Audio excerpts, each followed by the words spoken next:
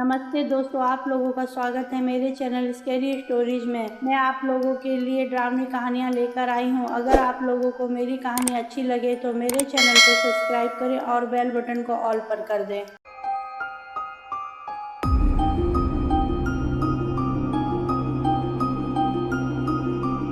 Raju railway station पर मालगाड़ी से माल उतारने का काम करता था। कभी चावल की बोरी तो कभी सीमेंट की बोरी। राजू का काम ठीक चल रहा था और वो घर का खर्चा भी ठीक से चला रहा था। लेकिन जब राजू काम करके घर पर आता था तो बहुत थक जाता था। ऐसे ही काम चल रहा था। एक दिन राजू अपने पूरे शरीर में बहुत दर्द महसूस कर रहा था। राजू के साथ कालू राम भी माल ढोने का काम करता था, पर उस दिन राजू दर्द से बहुत पीड़ित था तो कालू राम ने राजू को एक पौवा पिला दी। राजू शराब पीने से मना कर रहा था, पर कालू राम ने बोला कि रोज रोज मत पीना, पर आज तेरे शरीर में बहुत दर्द है, एक बार पी कर देख, दवा का काम करेगी। राजू ने पहले कभी शराब नहीं पी थी, इसलिए बहुत मुश्किल से शराब पी लेता है। शराब पीने के बाद राजू को नशा चढ़ जाता है और वो दर्द भूल जाता है। अब रात हो गई थी। वो जैसे तैसे करके घर पहुंचता है। राजू की माँ राजू से बोलती है, बेटा तू कब से पीने लगा? पर राजू नशे में था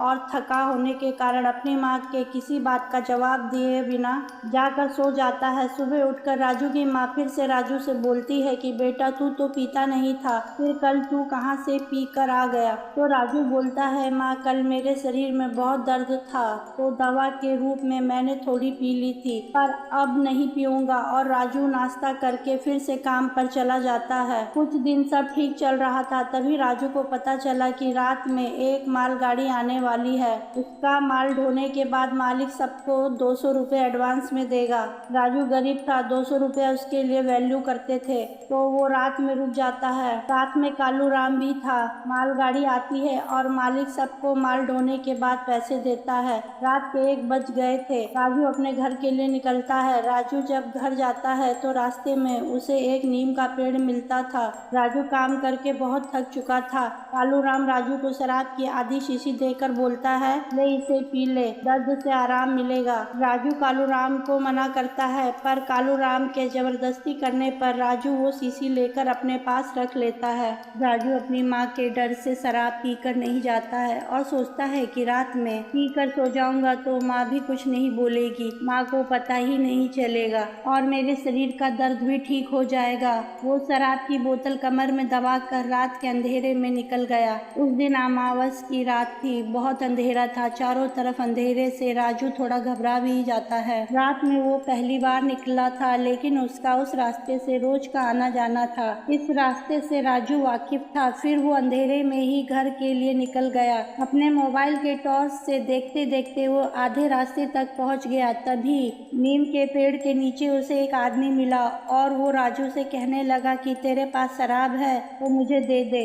राजू डर के सक बका गया और घबराहट में उस आदमी को वो मना कर देता है और बोलता है कि मैं शराब थोड़ी पीता हूँ, मेरे पास कुछ नहीं है। राजू उस आदमी से पूछता है, तुम कौन हो? इतनी रात में यहाँ क्या कर रहे हो? यहाँ आसपास में कोई घर भी नहीं है। तो वो आदमी राजू को बोलता है, मैं यहीं रहता हूँ और रात को इधर उधर घूमता हूँ। राजू को उसका जवाब बहुत अजीब सा लगा। फिर उस आदमी ने राजू का हाथ पकड़ लिया और बोला कि शराब दे दे, नहीं तो मैं खुद ले लूंगा। राजू बोलता है, मेरा हाथ छोड़, मेरे पास कुछ नहीं है। पर वो आदमी अपनी लाल लाल आंखें करके और भारी स्वर में बोलता है कि मैंने बोला ना शराब मुझे दे दे। राजू उस आदमी को धक्का जोर से देकर भागता है। वो आदमी जाकर पीछे गिर जाता है और बहुत भयानक सी आवाज में चिल्लाता है, रुक, अब मैं तुझे नहीं छोड़ूंगा। राजू भागता भागता घर पहुंच जाता है। राजू घर का दरवाजा तेजी से खटखटाता है और बोलता है, माँ जल्दी दरवाजा खोलो। राजू बहुत घबराया हुआ था, बार बार मुड़ मुड़ कर देख रहा था। राजू की माँ दरवाजा खोलती है और बोलती है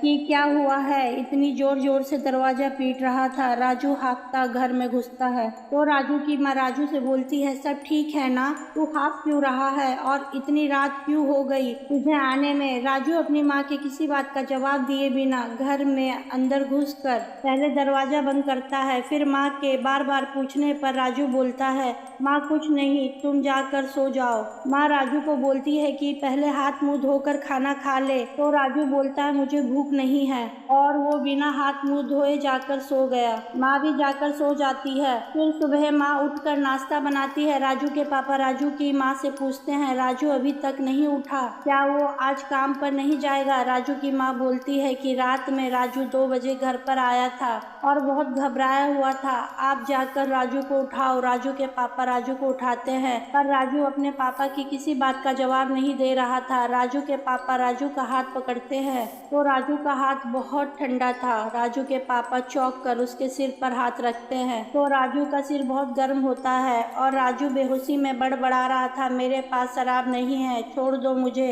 तभी राजू की माँ भी वहाँ आती है। राजू के पापा बोलते हैं राजू का हाथ बहुत ठंडा है और सिर बहुत गर्म है, कुछ समझ नहीं आ रहा है, उठाने पर भी उठ नहीं रहा है, बस बड़बड़ा रहा है। तभी राजू की माँ बोलती है कि आप जाकर एक बाबा को लेकर आइए, मुझे शक है कि कहीं इसे कोई बाहरी हवा तो नहीं लग गई। राजू के पापा बाबा को लेकर आते हैं। बाबा राजू को देखकर बोलते हैं राजू पर किसी प्रेत का साया है। ये सुनकर राजू की माँ डर जाती है और बोलती है कि बाबा आप किसी तरह से राजू पर से इस प्रेत को हटा दो। बाबा राजू में घुसे प्रेत से बोलते हैं कौन है तू और राजू को क्यों परेशान कर रहा है? बाबा के बहुत पूछने पर राजू के अंदर का प्रेत बोलता है मैं नीम के पेड़ पर रहता हूँ। राजू जब रात में पेड़ के नीचे से गया तो मैंने और राजू से शराब मांगी और उसके पास शराब होते हुए उसने मुझे शराब नहीं दी। ये अगर मुझे शराब दे देता तो मैं इसे कुछ नहीं करता। एक तो इसने मुझे शराब नहीं दी और मुझे धक्का देकर गिरा दिया। मुझे बहुत गुस्सा आया इस पर, अब मैं इसे नहीं छोड़ूंगा।